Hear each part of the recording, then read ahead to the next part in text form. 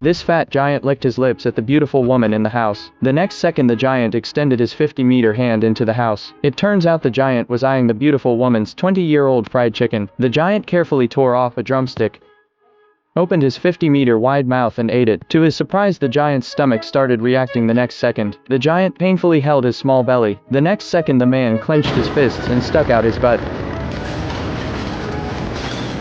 Even the 200-year-old grandmother flew into the air. It turns out this was just the fat guy's daydream. The fat guy is a professor at Harvard University. Because his weight reached 300 pounds, everyone called him Professor Fat. One day Professor Fat twisted his 5-meter thick waist and arrived at school. Professor Fat noticed there were more hamsters than students. One hamster even flew into a sandwich. Professor Fat froze in place, because all these hamsters were his pets. Then Professor Fat was called to the principal's office.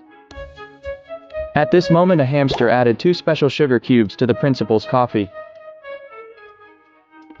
After being scolded, Professor Fat continued teaching. In Professor Fat's class you need fast hands, because as soon as you finish writing the answer the title below is already erased.